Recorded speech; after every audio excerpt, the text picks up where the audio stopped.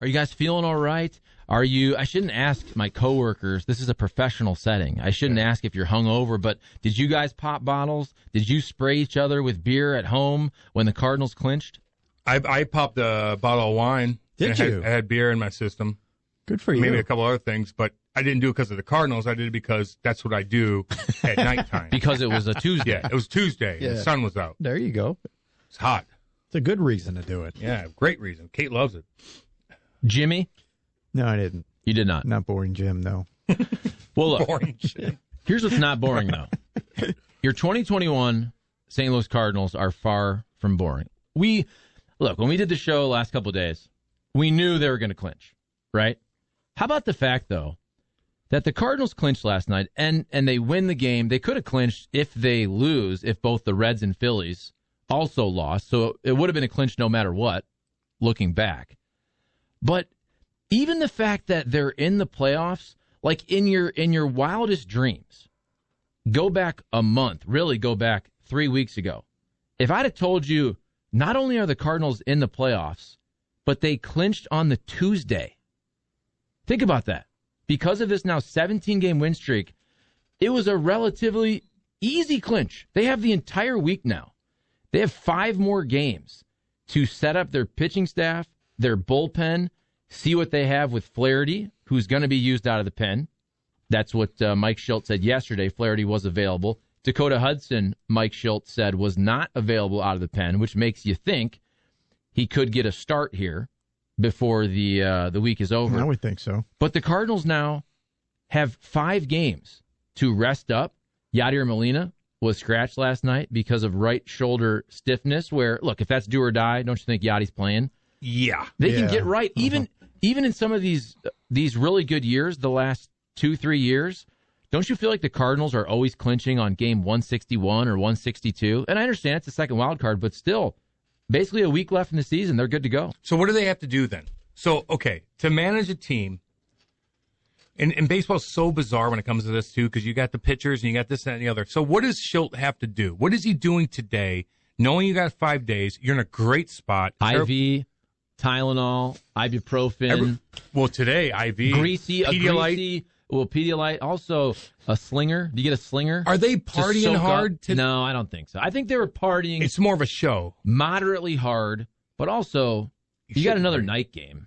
I mean, if you're still hungover 24 hours later, I actually congratulate you. You did a great job. I mean, you went after it. I almost salute you. But why go, again, this is a different topic, but the party to get in is kind of bizarre. So they shouldn't party that much. But okay, fine. You take your Advil, you get the Pedialyte going, put the IV in your vein, all good to go. But what does Schultz got to do now? So what's he going to do? Is he calling cats up? Like, how does this work? How do you rest guys? What are you going to do? How does he play this whole thing out for the next 5 days, Charlie? Here's a good example. And Jimmy Heuer, we discussed this. We discussed this. Now, are the Brewers trying to win these games? Sure. I'm not saying they're tanking, but are they really trying to win these games? And the answer is no. And I say that because Brandon Woodruff is an all-star. Brandon Woodruff has a 2.52 ERA, or he did entering. Now it's 2.56. Brandon Woodruff threw 4 innings yesterday. And about, 60-ish pitches? Yeah, right, something like there. that. Yeah. That's what Mike Schultz is about to do with his starters that he's going to use in the postseason. Okay? Because Brandon Woodruff, on a Tuesday, now does he go back and throw on the final game of the season on a Sunday? Does he throw another 70 pitches? But he wants that dude super fresh for his first start in the playoffs. That's why he didn't push him past 4 innings, and I think it was 63 pitches. Let me ask you a question real quick. So what does fresh mean when it comes to a pitcher? So is it 5 days off, and then all of a sudden you have another 4 days, and are you fresh or are you out of it because you don't have your rhythm? The old rust versus rest. Mm-hmm. We'll be discussing that for the next 5 days here. Well, how does that work in though? St. Louis? You know? Okay, I think my opinion, and I think pitchers would tell you this, and we'll be asking them these questions at Busch Stadium over the next 5 days or so, is pitchers are so routine-oriented that, like, if I'm Brandon Woodruff, I think I want to start the game, but 4 innings, 63 pitches Gonzo is fine. And then if he throws on Sunday again, do something similar. 4 innings, 5 innings, let's say it's 70, 75 pitches, whatever it is, and I promise you that first start in the playoffs, he will feel as fresh as he's felt all season long. Because I promise you, there won't be another stretch where he only threw 60 or 70 pitches on back-to-back outings. So, to me, the goal is you keep these pitchers on their routines. They're creatures of habit. Now, if you can get them one extra day, sure. Do you want them to not pitch for 8 days? Right? With Adam Wainwright, that's where you're trying to figure out his schedule. And I say this because the pitchers have a routine. They're on the 5-day turn where whatever they like to do, if they want to lift heavy on the next day, they want to run a lot on the second day, they have their bullpen two days before their next start. When do I lift? When do I rest? When do I run? Right? They're creatures of habit, so you don't want to get them too far off that. And you don't want a dude who hasn't pitched in 10 days to all of a sudden start a postseason game. Yeah. Okay. So that's where it's like an algorithm, Jimmy. Like, isn't that bizarre though? It's tough. In hockey, it's different. You could do a day off, you're okay. 2 days off, 3 days, you need a practice, right? Yeah. You so can't just sit on the couch. So Schulte's got some work to do. That's the managing part of it. And I would expect Hap is down for Thursday. Mm-hmm. I would expect Lester to go Friday, because that would put him about a week away, because he would probably start game 1 if you advanced, and that will be Friday next week. Then Dakota Hudson is either going to get a Saturday or a Sunday, and I would say probably Saturday. And then for Sunday, I'd go find Carlos Martinez and go, buddy, you're going to pitch 100 pitches. I don't know where you're at or what you're doing. Is he still with the team? No, he's not. But I'd go find him and go, knock yourself out, buddy. You got 100. You got 100 in the arm today, whether you like it or not. Might as well get Conor McGregor to do it. Yeah. Here's a good question. That was awful. That was really bad. That was 50 Cent. No, it was not. It was pretty bad. We're not. Keep going with the Cardinals because we'll discuss that later. But go ahead. Don't make me have a rebuttal on that. Go ahead. See, I knew you just love Connor so much. You can't even. I hated him. You can't admit that was one of the worst first pitches in the history of first pitches. It's basically 50 Cent, Mariah Carey, Conor McGregor, and that mayor. Get out of here. The mayor threw the ball. Oh, what about Fauci? He was terrible as well. Terrible. Don't. Cardinals, talk about that. We'll do this later. Go ahead. Look at this guy. I'm just saying. He really loves Conor McGregor. I can't even remember what I was going to say. Oh, yeah. Here we go. Okay, great question for the text line, 855-282-8255. First of all, give us your hot takes. Give us your thoughts on the clinch. Did you know this was going to happen? I don't believe you. Yeah. Did you give up on them? Are you right back on board? Do you think the Cardinals are going to make a deep run? Is it one and done? Also, what would you like to see happen over these next 5 games? Because I do think that's interesting, where Jim, Cam, okay, you want to see a start from Dakota Carpenter's Hudson. Getting 4 bats a night somewhere. Matt Carpenter. Hey, yeah, you're right. Hey, they better look at his stats and make sure he doesn't hit that. Isn't there an at-bat bonus measurement where his option kicks in? I'm joking. I don't think that's going to happen. But, Matt Carpenter's going to be playing a lot over the next 5 days. But pitching-wise, you want to see Dakota Hudson get a start, even if that's 4 innings. Just see how he's doing. Yep. And then I would think, what do you guys think? But Jack Flaherty, so today's Wednesday. You have 5 games left. I would like to see Jack Flaherty throw 2 times out of the bullpen, even if it's 1 inning each time. And I wouldn't mind if he goes 1 inning, let's say tonight.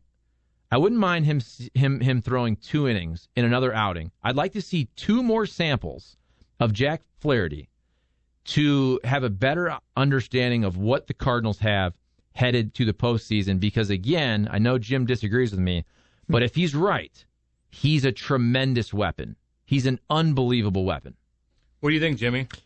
Why you disagree? Well, here's why I disagree. Because whatever that was when he started the other night, I mean, he didn't even get out of the inning. He threw 19 pitches, and it was like, well, we got to go get him now. He's throwing 19.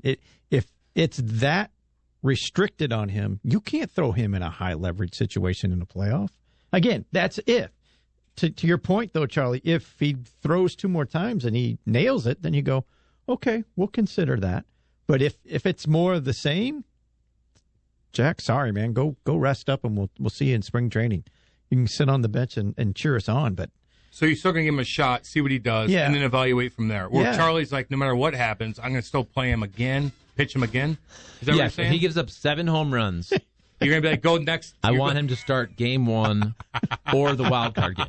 No, what I'm saying is, look, now if Jack Flaherty gets 2 more appearances and he doesn't pitch well, I don't want to see him in the wild card game.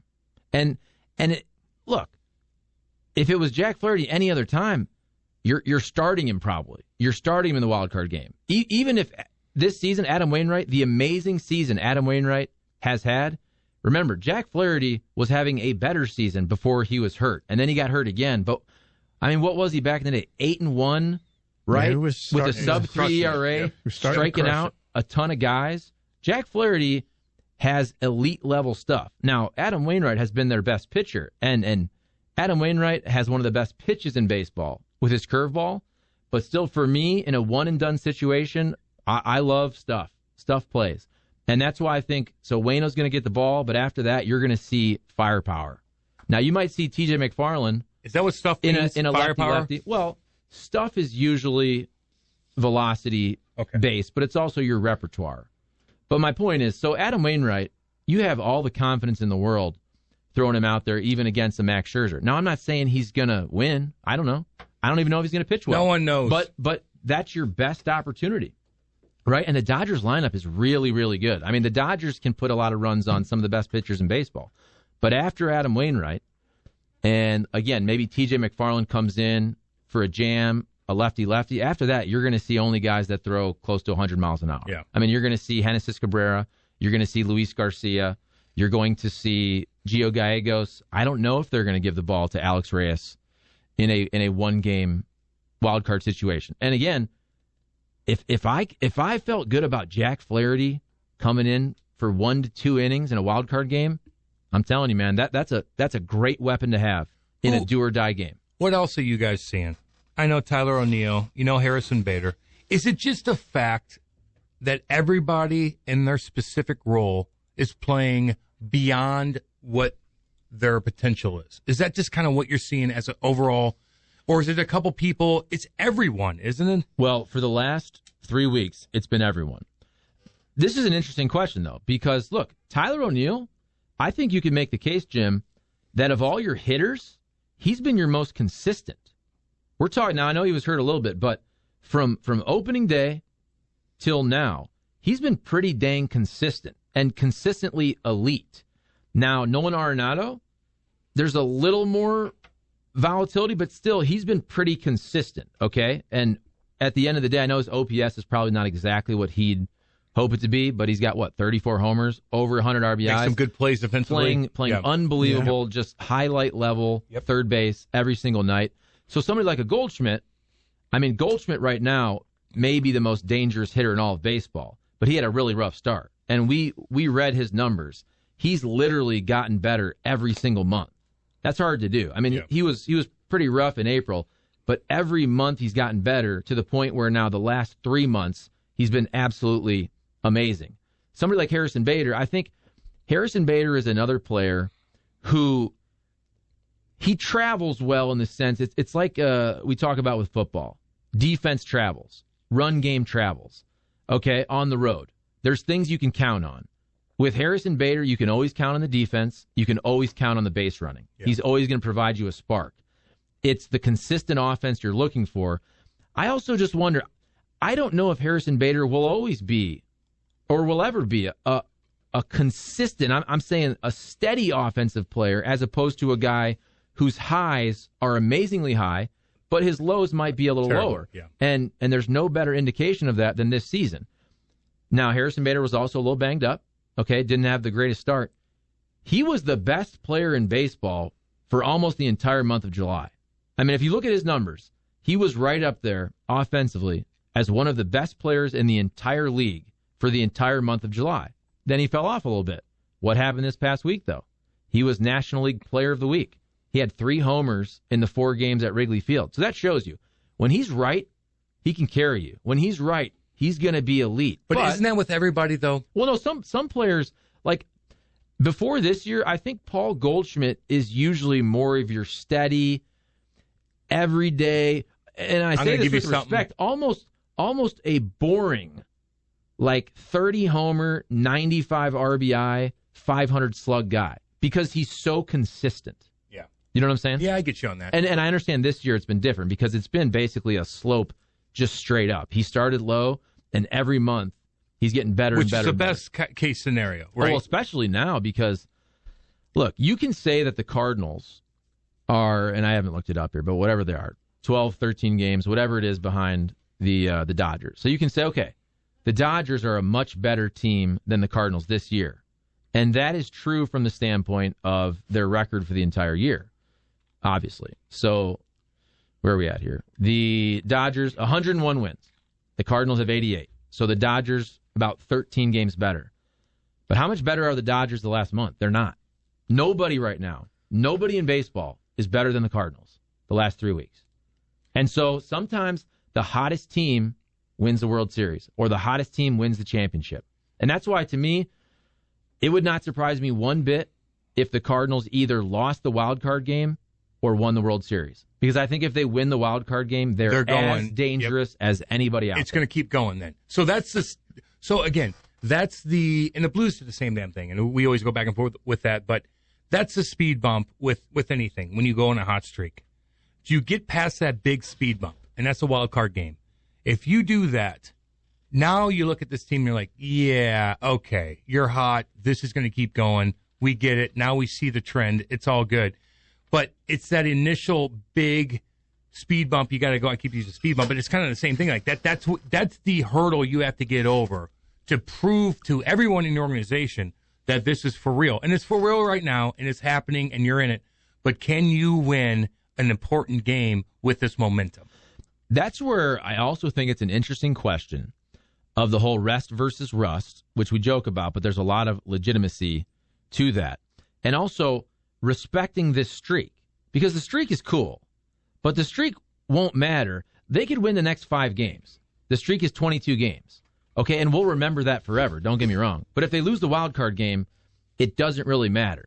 So even though you want to strategically rest these guys, I wonder if you have a team that's so red hot and so many guys playing out of their minds, you almost don't want to sit them down, right? Like you don't want to put any doubt in their head that they can. Like right now, they've forgotten they can lose a baseball game. Mm-hmm. Some of these guys have forgotten that they're not going to have a 900 OPS, right? Yeah. Because they've had so much success the last 3 weeks.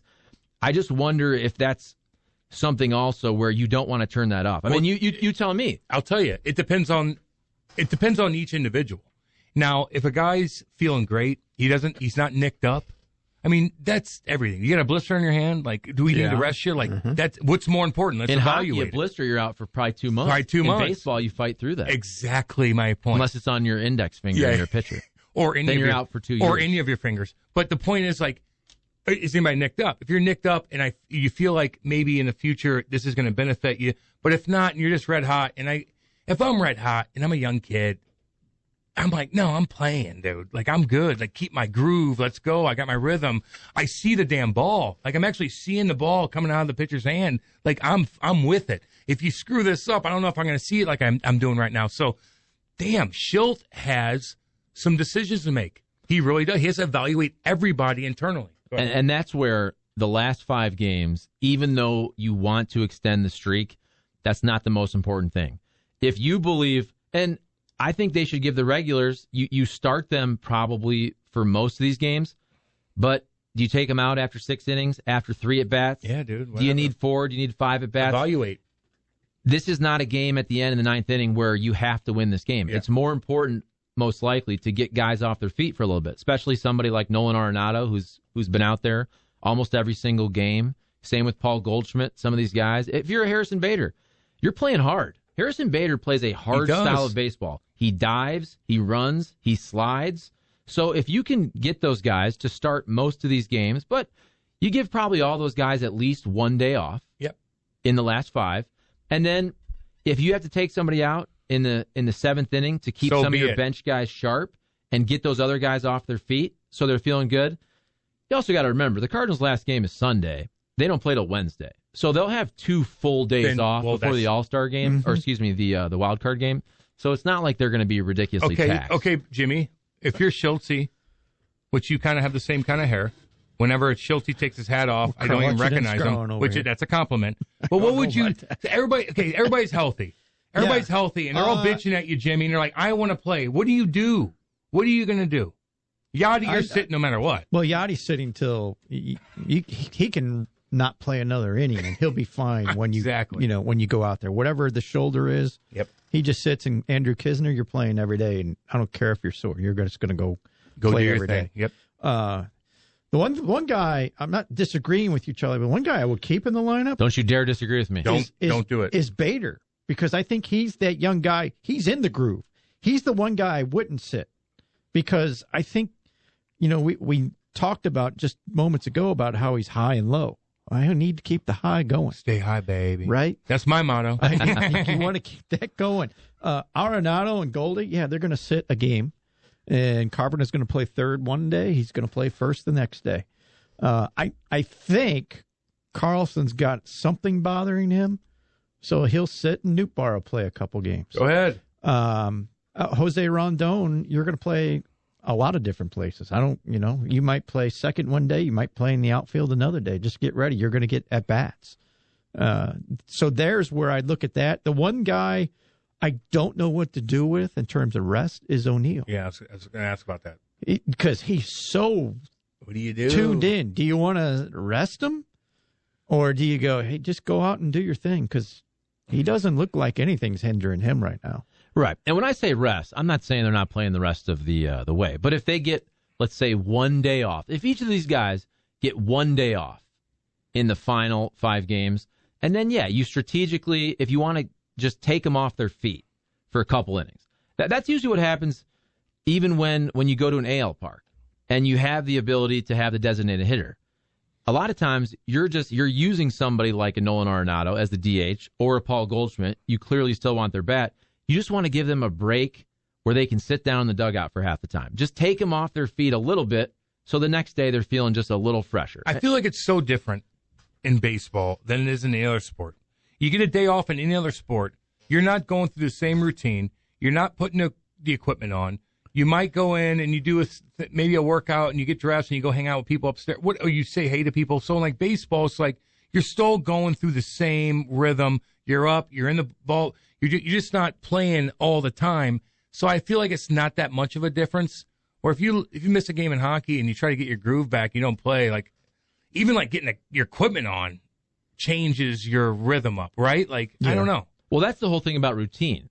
That's why you want to keep a starting pitcher pretty close to his routine, just because he's used to how his body feels the next day. Yep. If he goes hot tub, cold tub, right ice, running, lifting, whatever it is. And from a hitter's standpoint, if I'm a hitter, I want to see live in-game pitching almost every single day, because that's a timing thing. You don't want to not see that. Where for a day, you could have a sim game, you can have BP. Look, what was the big narrative in 2006? I was there on the other side because I was working in Michigan at the time. Detroit Tigers, they clinch early. Cardinals, was it 8 days, 9 days, Jim? The Tigers. Yeah, they sat for a while. The Tigers sat for however long it was. It was a long time. And they got cold. And now, maybe the Cardinals would have won anyway, but if you remember that World Series, the Tigers pitchers could not field a bunt. The Tigers pitchers could not throw the ball to the base paths. And so I do think there's something to be said just for the everyday routine of staying crisp, of seeing ground balls, fly balls, seeing live pitching. And if I'm getting ready for a World Series or a postseason game, the last thing I want is an extended period of rest where I could get a little rusty. Yeah, remember those did Winnipeg have like a week off? When the Blues played them in 2019, didn't they have some time off? No, that was first round. Was that first round? They didn't have any time off. They didn't clinch, and I'm trying to think, because sometimes that just lose that first game, boy. Yeah, no, there is. I want to say though that was a first round matchup, so I don't know if they had time. Maybe they didn't play any games down the stretch. Again, everything's a balance, dude. So you have to really talk to the trainers. And the training staff have to look into these guys' eyes, like Tyler O'Neill and some of these guys, and like, where are you physically? Are you anything? And you have to trust what the word is. And you also have to trust you, knowing them and knowing their personality and knowing they're going to probably say, I'm good to go. But really, they got a little tweak in that little lower back. So there's a lot that goes with this thing. But gosh, man, what a fun time in St. Louis, dude. A lot of cool things happening. And when about we damn talk time, about, let's go. Yes, sir. When we talk about the bench players, Jim. So you mentioned Lars Nootbaar, Jose Rondon, who had a home run last night. Yeah. Think about a potential National League wildcard game.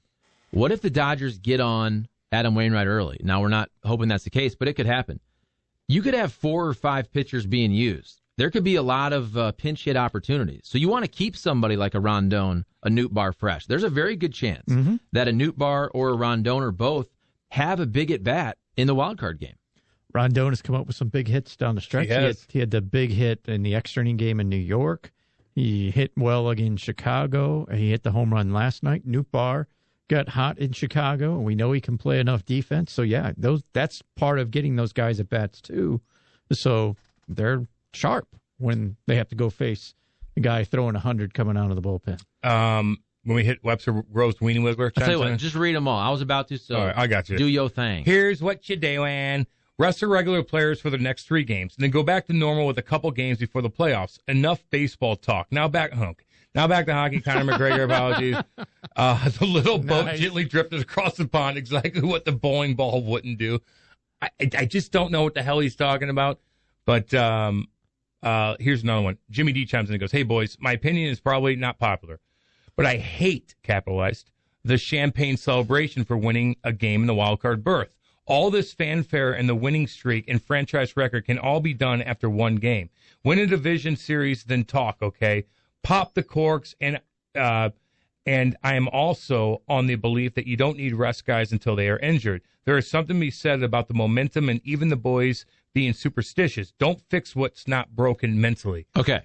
There's a lot to dissect there. Just so people know. Good text, Jimmy. Because sometimes the message is not sent clearly, and that's usually my fault. Mm-hmm. I'm talking selective rest in the same way that the Brewers only allowed Brandon Woodruff to throw 63 pitches. Okay? Instead of pushing guys 100%, you let them go out there and play about 80%. Totally Whether that's 80% of innings at bats, you keep them both crisp but also a little fresher for the game that really matters.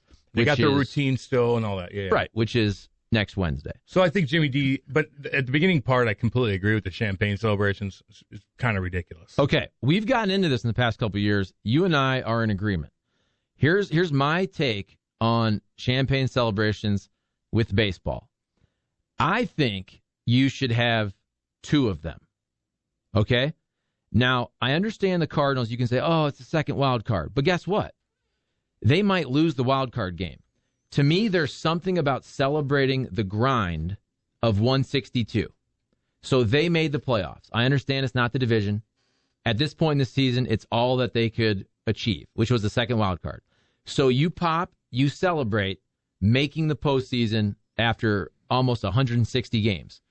Then I would like to see baseball teams wait till they win the World Series. But from a media standpoint, it's fun, it's good audio, it's good video to see of just all the celebrations. But I understand how somebody says, look, you celebrated for the second wild card. You celebrated for the wild card game, and then the DS, and then the CS, and then the World Series. But that's what baseball does. Yeah, but okay, is that why they do it? Is it for the fans? Is it for the media? Because if that's what it is, okay, do you need that? Okay, fine. If you're doing it for the media, for the greater good of the game, fine. But really, champagne? When you're crushing champagne, you better do something hardcore good where you don't have to do anything for another 6 months. They're spraying it. Nah, dude, they're crushing champagne. They're partying like the Blues did when they won the Cup. It's the most ridiculous damn thing in the world. How about you do, this is how you celebrate. The leader of the team goes, we're all going to dinner. And we're renting that room out, and we're going to have beer and some wine. And no one's going to film us. We're not going to talk about it. We're going to have a somewhat decent night's sleep. If the younger guys want to go sniff around, do your thing. Get your ass up and be there on time. But we're going to get there, and then we're done talking about it because we got work to do. This is so ridiculous. I know it's petty, but it's so... I had to turn it off. And they put the goggles on, like, you didn't do anything. You still haven't done anything yet. Now the 17-game streak is fine, but that's not why they're celebrating. They're celebrating because they made a wild card berth. So it's like that is champagne is when you win everything. Go have beer with the buddies. That's what you do. Tell some stories. How about this then? Damn. Early on, you should have to drink. Now, do we have Anheuser-Busch has a sponsor here on the radio station before I say something? Yeah, look, they sponsor me one way or the other, so we're pumping them Either up. way, you should have to celebrate the wild card with like the least expensive beer, okay? And then you get to the DS, you get a higher quality beer. So like Stella? your first beer is like an ice. Remember back in the day you had like Bud Ice? Yeah. And I love Anheuser-Busch products. We'll talk Stag. So maybe you start with a Natty Light, which I love, by the way. I like them just too. so everybody knows, listening. Jesus. I grew up on Natty Light in that $8.99 case. Because he's cheap. That's what it is. Well, no, I was in high school. I know you got to be cheap. Everybody Yeah, go ahead. Or, I mean, after I was 21. Yeah, but either there way. you go. That's what you meant. Either way, you start with Bud Ice if you get the second wild card. You go to Natty Light Celebration if you win the wild card game. Okay? You go to Bud Select if you win the CS. And then what, Bud Light, Budweiser? Or should it be more like you said, a Stella? We both love Stellas. Stella's great. Or like a, very expensive, I don't know, beer. Look, here's my line. You did good. Blue Moon? Go hang out with the boys separately, away from everybody. Like they're celebrating. They have to like people have to work extra hard for them to celebrate, meaning the people have to come in all long ass day and put up things so the walls don't get wet because they're celebrating winning a wild. That is so ludicrous. I don't know how to also explain it. People are giving me crap on the text line. I'm going to read one of them right quick. Cam, let me know when you let me see you at a 95 mile an hour fastball. I mean, okay. I've seen Cam hit. I've seen you at a 95 mile an hour. I think I did enough things shot, where right? I could still be able to. I've done enough things where I could still critique little things. I'm not telling people that they need to throw the ball different. You're celebrating, and I think I could still have a say in that from what I've done. Thank you. But no, I don't want to see a 95-mile fastball. It's going to hurt my hands if it hits me. Okay, here's I'm a wimp now. Great text, though. Injun Joe's Cave Ride Magic Man says, champagne is for the big moments in life, like my divorce or Cam scoring a goal. Thank you. Or buying a boat. That says Deke Dortmund on the back of it like Injun Joe does. Did he really put Deke Dortmund on the back of his boat? Yeah, he's got a little yellow boat, man. I think he sold that bad boat, but at least he's a boat owner. I like him. So I get it. I get it with the celebration. I think ridiculous. They should have. You have one for the regular season. You have one for the World Series. But I'm not going to complain too much. I'm not going to be get off my lawn guy because it is fun. And I have to say, I know last night you couldn't be in there. It's goofy. And for Fox 2, Martin was down there. But over the years, we were so blessed as sports fans and media members. You were in I bet you 2011 to 2015, you probably had close to 20 celebrations. Yeah. And there's 22 many. Because you had four NLCSs, you had 2 trips to the World Series, 1 World Series championship, and they were in the playoffs 5 times. That's a lot of champagne pops. I know. It's weird. You don't see it in too many other sports. You can hell, guys don't even put a hat on when they win the President's Cup, let alone getting the wild card game. Okay, we get it. Hockey's so much better. Okay? No, it's not. It's cooler in different ways. President's That's all. Cup's It's just almost cooler a in different curse. ways. That's all. That's almost a curse with the President's Cup, though. Oh, dang. Listen, well, not Tampa Bay Lightning. They touched that. They're one of the thing. few. They're one of the few. They touched it. This is where the Cardinals are in our market with our expectations. Okay, we said they weren't going to make the playoffs all year. They're in. They win 17 games in a row, the most in the history of the franchise. They just clinched, and we're still being negative. We're now critiquing them for their We have a radio celebrating. show to do. I know. Here's a good. Yeah, go ahead. Here's a good text from Kyle, and I agree with this. It's a good one. Yep. Although the first sentence, it feels weird that I agree with this. Yep. Kyle says, life is terrible and miserable. Let the guys celebrate whenever they want. It's been a long season. It's a long life. God forbid we find a reason to celebrate something. We celebrate our stupid birthdays every year. At least winning a wild card is an accomplishment. That's true. You just being 1 year older, you didn't do anything. No. Okay, you survived a year. Life's miserable for most people, but not players that are making $20 million a year. I don't need to see you celebrate until you do something, homie. You're okay. Hell, you can get fired right now. You're still good to go for the rest of your life and your grandkids. So life ain't miserable for them. Hold on, though. It's all relative. I'm just saying. And I'm putting this on YouTube. Martin Kilcoyne did a great interview with Chris Long. And Chris Long was talking about his losing with the Rams. And he said, I get it. If I say this, people are going to take it out of context. Everything is relative. I understand my dad was a Hall of Famer. I was a number 2 overall pick. I made a ton of money. I get all those things. So then when I say this, it sounds like I'm complaining. But from a football standpoint, if you care, if you give a crap, if you're a winner in life and you want to win, even if you have all the money in the world and your life is great, if you play for the Rams back in the day and you're going 1-15 and 2-14, from a football standpoint, it sucks. In your bubble, it sucks. And he said that. No, I know. You can have all the money in the world, but you're still a competitor, and your job, in a way, sucks, even if you're playing well, because your team's awful. No doubt about it. You can be miserable in the moment.